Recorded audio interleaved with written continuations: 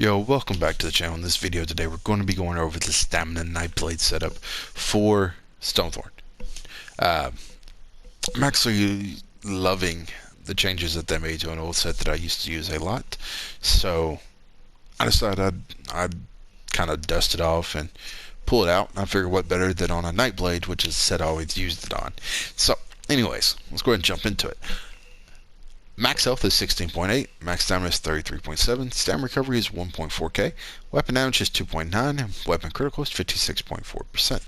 Now I'm a red guard, so keep that in mind. You may have to change up. The top 3 classes for stamina DPS are Orc, Dark Elf, and Khajiit, and all 3 of them, if I'm not mistaken, get a racial passive for max health, or red guards do not. So you may need to adjust your points, but I have 10 into health and 54 into stamina. Reason being, you want to be somewhere between 16.5 and 17.5 max health buffed with your food drink.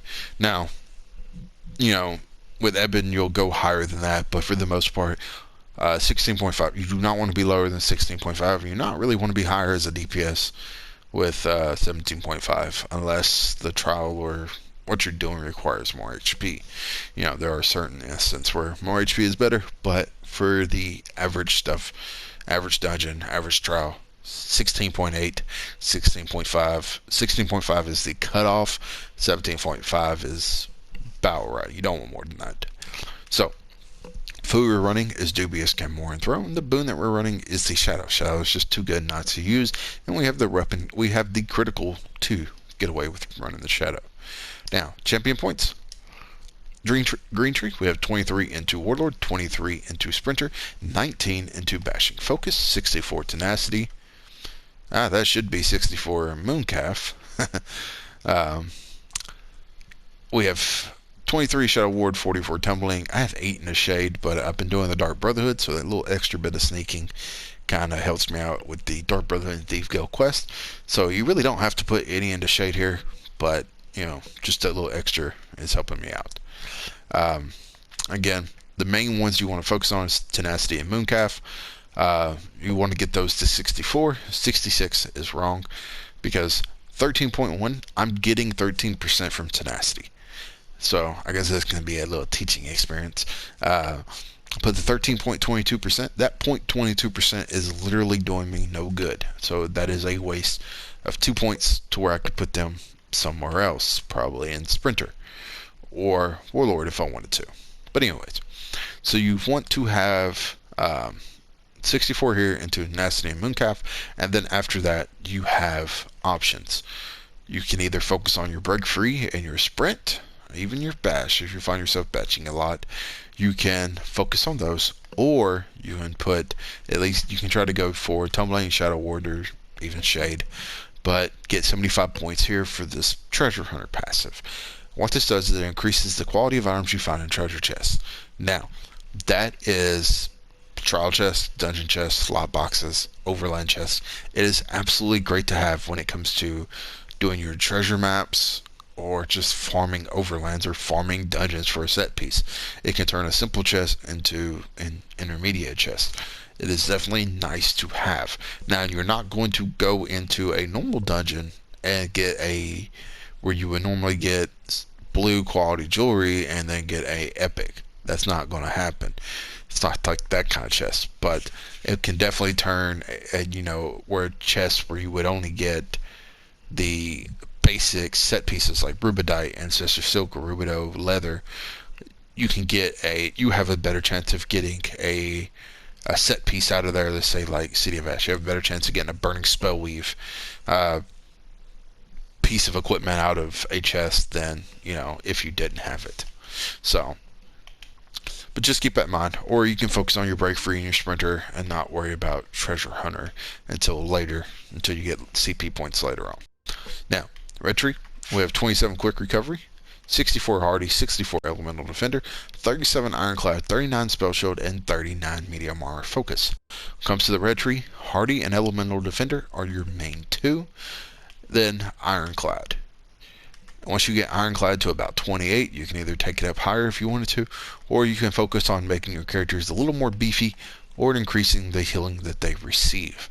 that is up to you on that. But Hardy Elemental Defender first. You can spread those out, or you can just take them up one at a time, up to you. And then Ironclad. Now, in the blue tree, we have nothing here, nothing in the Apprentice. We have 27 Physical Weapon Expert, 48 Master at Arms, 51 Thermometer, 61 Precise Strike, 19 Piercing, and 64 Mighty. Mighty, Precise Strike are the main two, followed by Thermometer and Master at Arms. Master at Arms is going to increase the damage you've done with direct attacks, which is our main spammable. So Master at Arms, it's about as important as Thermometers to me. Might not be to you. You might want to focus on Thermometers more. It's up to you. But Thermometers, Master at Arms are your next two to focus on after Precise Strike and Mighty, and then Piercing and Physical Weapon Expert are your next two. So now sets. The monster set we're running is Crags. This comes from Fungal Grotto 1. I figured this is just a basic setup, easy to get stuff. Crags, we're running it helmet, shoulders. You want divines, max stamina. And what this does is it gives us physical penetration.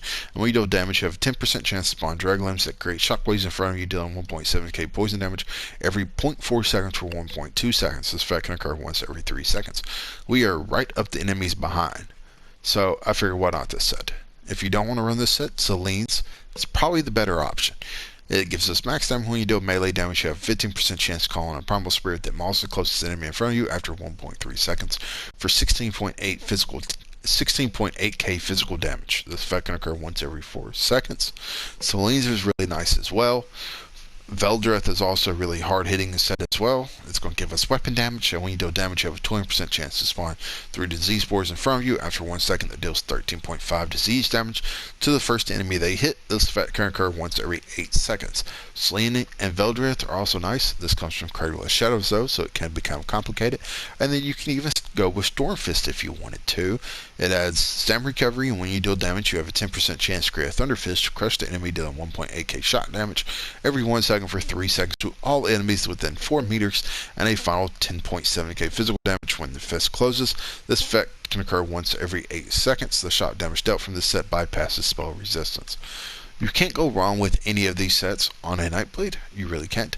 Personally, I like Crags and Celine's, but Veldreth and Stormfist are definitely up there as well. You can use any of those sets and still perform pretty well, but I'm liking Crags for this setup.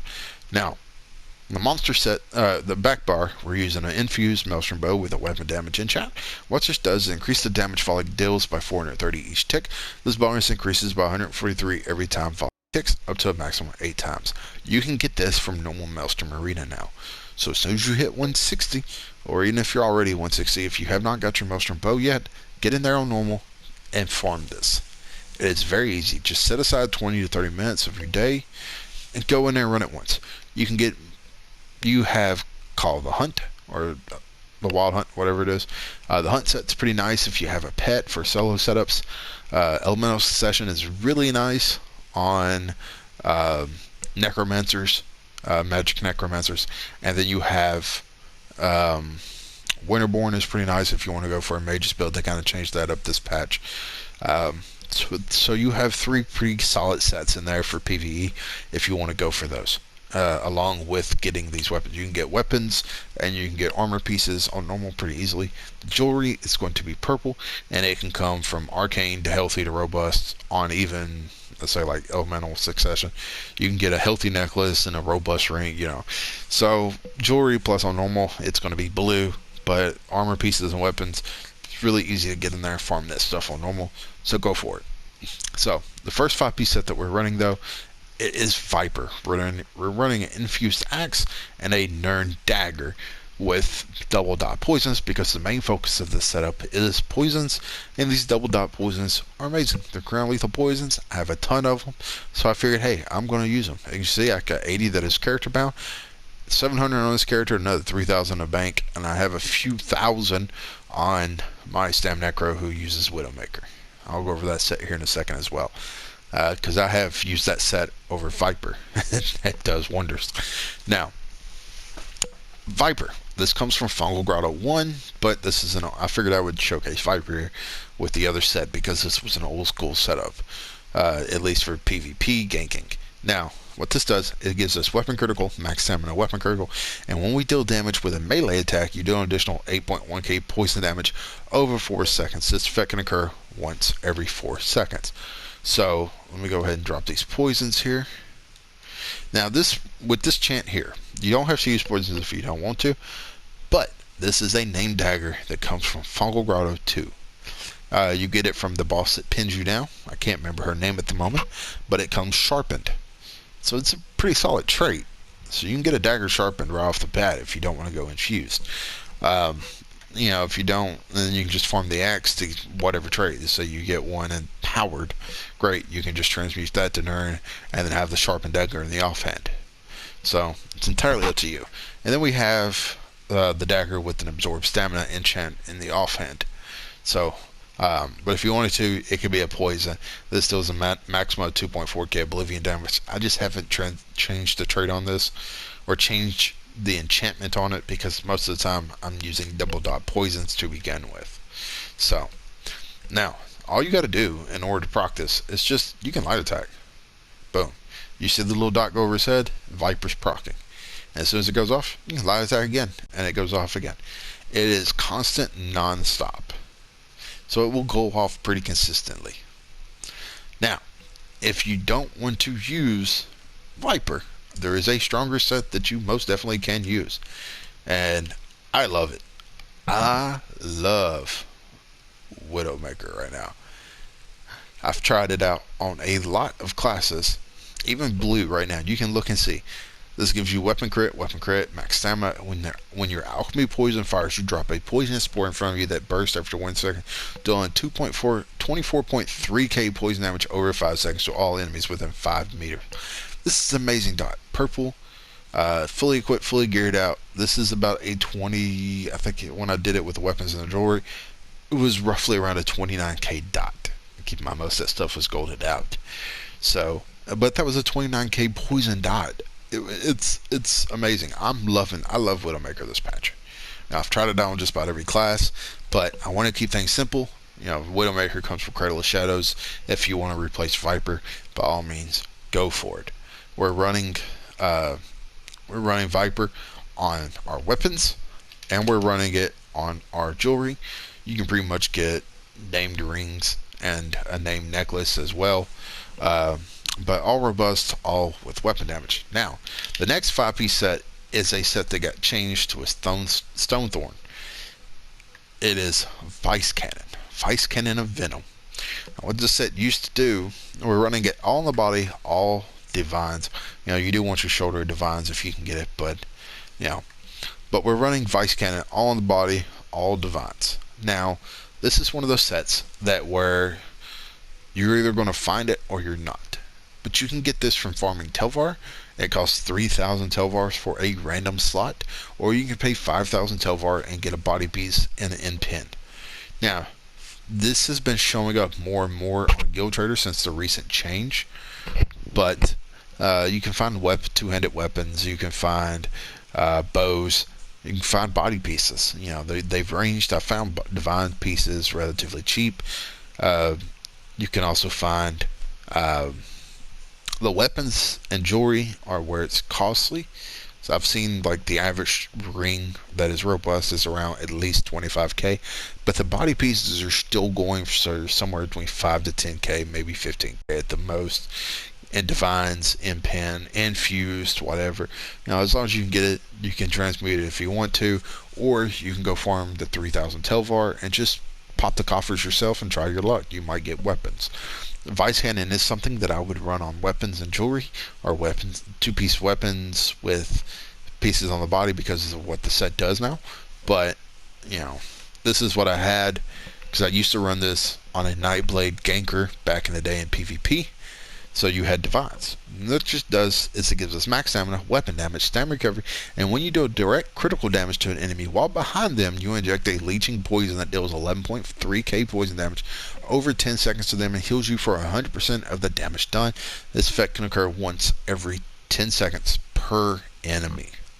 So, This can hit more than one enemy. And all you gotta do is be behind the enemy and deal critical damage. It's the second from the last one there. You'll see it kind of looks like a mask and a knife going in it. That is Vicecannon's proc. That's all it is. It is a nice set. Now what this set, they did nerf the dot in itself, because the dot used to be around 20k, but in order to proc it, you have to deal critical damage while in stealth. So basically, what the old combo is that they would shoot lethal arrow or whatever, and then instantly hit shadow cloak. That would basically guarantee your next strike would be a critical strike, and then basically that would proc it. But then they made it to where if the Vicecannon dot procced, you couldn't be stealth, and it kind of got put on the shelf. People stopped using it because of that reason. It was no longer a good ganking set because, and it got replaced with sheer venom or something like that. And they changed Viper as well, so a lot of the stuff just kind of got, people went for more power instead of proc sets. But they changed it this patch to now all you have to do is deal direct critical damage to an enemy while behind them, and the poison goes off. So I'll dust it off and try it out and see how I like it. And I'm actually quite enjoying it. It's an old set that got a rework. I thought I'd showcase it. Is it the hardest hitting set? No. But if you pair this with Viper, you pair this with sheer venom. Not so much sheer venom. If you got your Maelstrom bow, sheer venom probably isn't going to be as much, because you're going to proc sheer venom with poison injection, because that is an execute. But Viper, it's definitely nice, and I had a lot of fun with it. With Widowmaker and Vicecannon together, is a ton of poison damage going off. Tried it out with Venomous Smite as well. It's still a lot of poison damage. So you can really put Vicecannon with a lot of stuff. It is fun. This is not a hard-hitting set. For the most part, I was only able to hit about 28. I did get lucky and hit 30k once. But for the most part, DPS-wise, this set is going to be around 27 to 29k on the average. I mean, it is not a hard-hitting set, but it is fun to use with Viper and Vicecannon. It's just a nice little fun set, something different. So I did have fun with it. So, and to be honest with you, if you take away the Maelstrom bow, this is going to be about a 25k average DPS set. So it's not. I'm not going to bullshit you. It's not the hardest hitting setup, but it is a fun setup, and I did get the heals. This set, the heals in itself did keep me alive quite a bit. I ain't gonna lie there. So there was a few times where the proc from the heal left me with about 200 HP.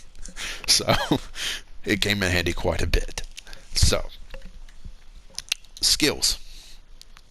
Our main spammable is surprise attack. We slash an enemy dealing 8.7k physical damage.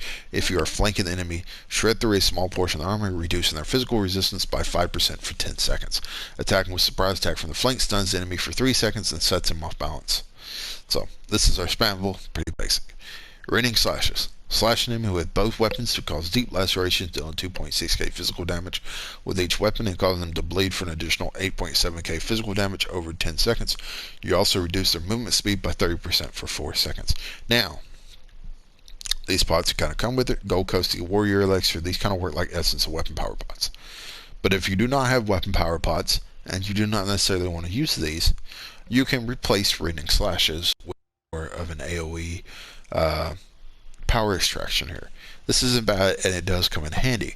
Power extraction, I do tend to swap out Raining Slashes for power extraction in normal dungeons. Siphon the vigor from your enemy's blood, dealing 6.5k disease damage to all nearby enemies. If an enemy is hit, you reduce their weapon and spell damage by 200 for 8 seconds, and you gain major brutality and sorcery, increasing your weapon and spell damage by 20% for 20 seconds.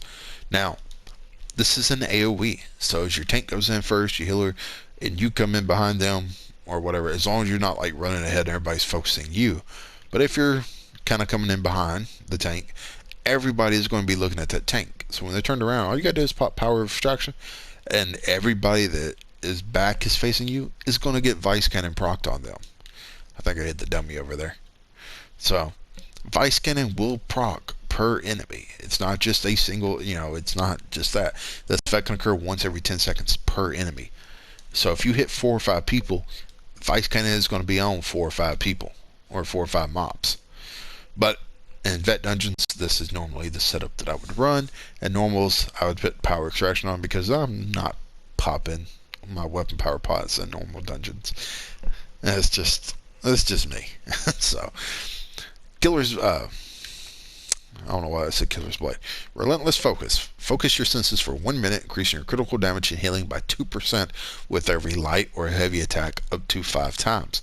While active, hitting an enemy with 5 light or heavy attacks converts this ability into Assassin's Scourge, allowing you to fire a spectral arrow for half cost that deals 17k disease damage and heals for 33% of the damage dealt if you are within melee range. You should more likely always be in melee range. There are a few instances where you have to back away from the boss, especially in dungeons. Most I can think of is the boss of Falkreath Hold, the boss in Blessed Crucible at the end, where they're doing their little AoE stuff and you want to put some distance between you and them so you can survive. Only then, if you fire this off, would you not be in melee range, but for the most part, you're going to be in melee range. And this is something you want to keep up. That bow is a huge part, that Assassin's Scourge is a huge part of your DPS. Getting this down, you should be able to fire off 2 just about every rotation. And getting that down will increase your DPS tremendously. Now, Killer's Blade, this is your main execute. You thrust a caustic blade with lethal precision to stab an enemy, dealing 4.5k disease damage, deals 300% more damage to enemies below 25% health, heals you for 3.4k. If the enemy dies within 2 seconds of being struck, the portion of the ability scales off your max health.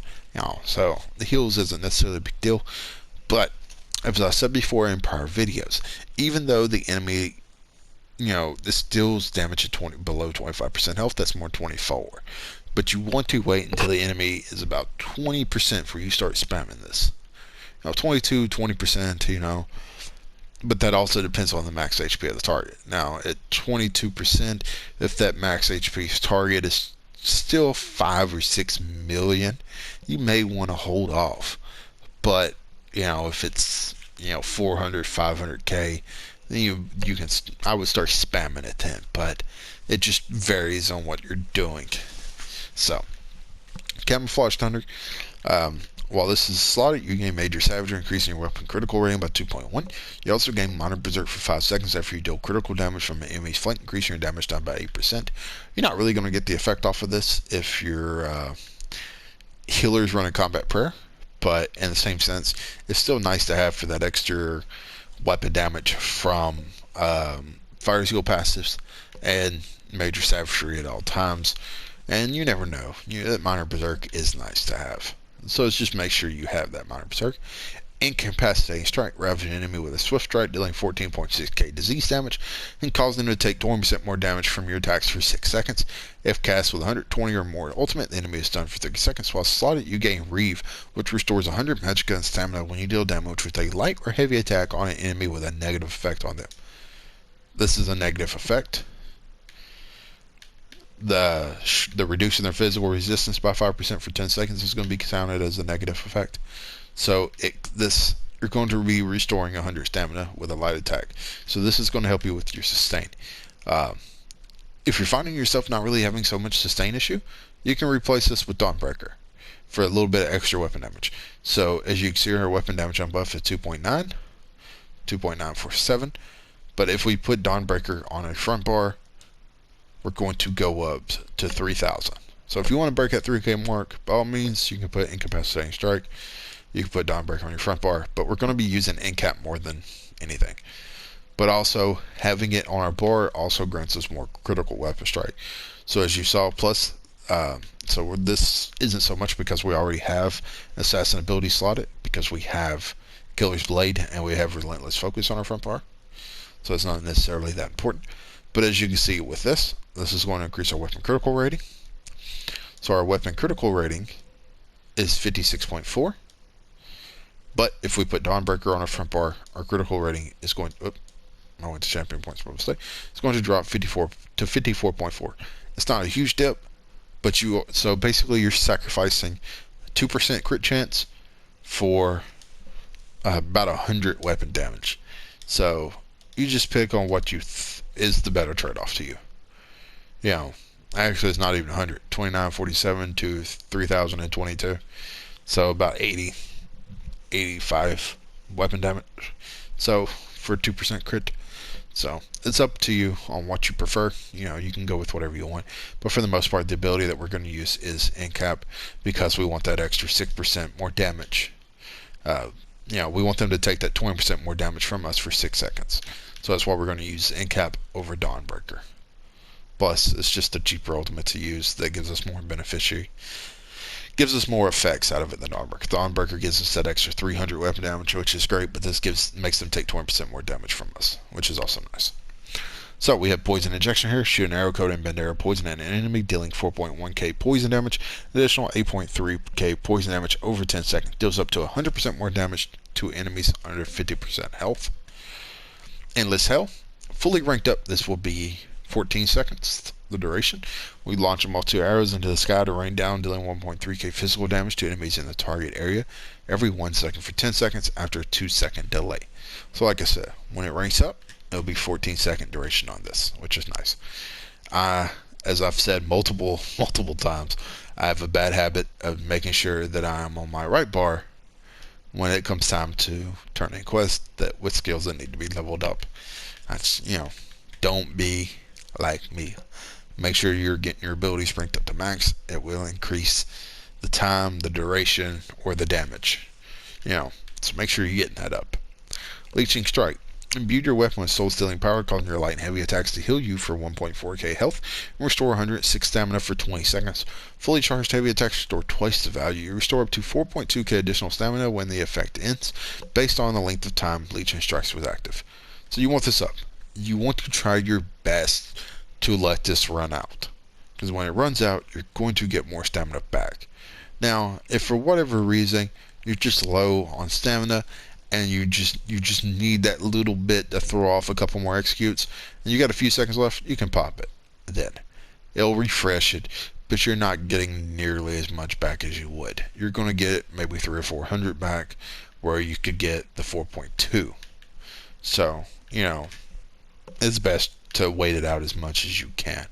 Then our back bar, we have Resolve and Vigor. Let loose the battle cry, installing yourself resolve, and alien for 13k health over 4 seconds. It's just a nice little heal. Barb Trap, which when triggered, the trap deals 3.9k physical damage, an additional 14.1k physical damage over 18 seconds, and grants you minor force, increasing your critical damage by 10% for the duration. This is nice. We don't have Camouflage Thunder on our back bar, so if you haven't noticed, so our crit is going to go down to 38.6. Our weapon damage takes a huge leap, of course, but we're not on our back bar that long to begin with, so it's not a huge deal. And then again, on our back bar, we have Incapacitating Strike. So while slotted, of course, we're going to be getting our resources back on our back bar as well, just for kind of having this there. So we're going to get Sustain from this, and then, of course, with this, we're going to increase our critical damage with this as well. So this one and these are our main buffs that we're going to be using throughout most of our fights. So rotation wise, starting out, you're going to buff up. Well, I guess I could show you what our stats look like buffed. We're at 3.4k weapon damage, 56.4 say weapon critical, stam recovery is 1.6. So that is just the basic without the weapon damage proc. So do I have my poisons on? You'll see that the poisons are going off. So anyways, alright, here we go. So bar trap, of course, Endless Hell, Bender, poison. You're gonna proc. Now from the front, as you can see, Vicecannon did not proc throughout all that, and we did not get minor berserk either. So when you DPS test with stuff like Camouflage Hunter and things like that on, you want to make sure that you're able to stand behind the dummy, so that way you can make sure everything is going off. So we're going to buff up here, drop trap, and see there's Vicecannon now. Drop Scourge. So now we have everything procking.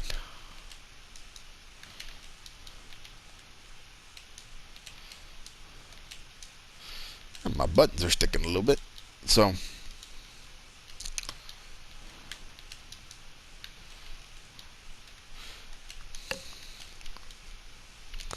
as we can see, we're just going off. You're going to fire your bow whenever you can. As you can see, it's going to do 34. So that 34k is massive. We have not used our ultimate yet. Normally you would use your ultimates as soon as you can, but these are just basic rundown of the skills. So, but now, when it comes to the rotation in general, so as you can see, the poison's fired off about 3 or 2 times. You know, there is a 10-second cooldown on the poisons. So, it's a decent setup. Of course, you're going to do more if you're actually using your ultimates. But I wanted to say my ultimate. So, I'm going to take the poisons off. When it comes to using the abilities, you know, you will buff up. You will throw down your barb trap, endless hell, light attack in between each ability, Bandera, rending, and by that point you should be able to fire off when you get to rendings. You'll be able to throw this out about 4 times. It's bar swap, endless hell, Bandera. You should be able to fire that off the moment you come back to your front bar, rending, 4 times. And then you could fire that off again. That, endless hell, Bandera, on your back. You're going to cast bar trap. Go back around. You should be able to fire off another bow, rending slash, 4 times. Now, when you have your ultimate, you're only going to use the rending slash, your surprise attack about 3 times, because one of them is going to be your incapacitating strike. It's going to take up that spot. So, let me just stabby stab real quick. Throw out that bow. Stabby stab. Get it going. Okay. So, if you're using your ultimate in the rotation, I guess I should do that from time to time. So, you're going to buff up, barb trap, endless hell, poison injection, rending slash, scourge, end cap, surprise attack, surprise attack, surprise attack, rotate.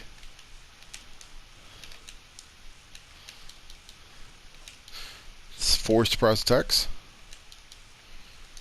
endless hell, barb trap, Bandera poison, scourge, rending slash,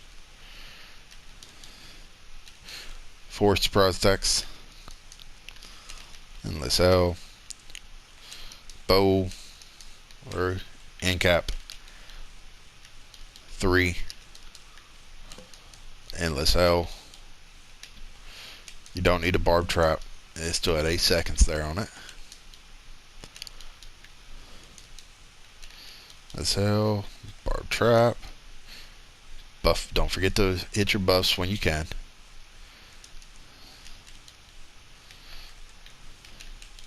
And if you can time the bow with the end cap strike, it'll be a whole lot better. I didn't necessarily want but I am bad. But it is a simple rotation. As you can see, dots are falling off, but it's not the end of the world. Gotta make sure we get barb trap down. So last one, and then we're just going to spam our execute here.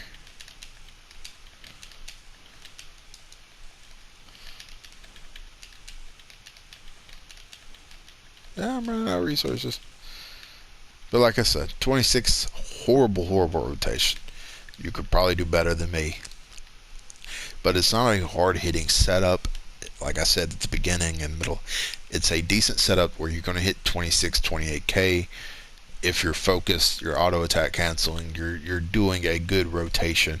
This is not going to be a huge setup.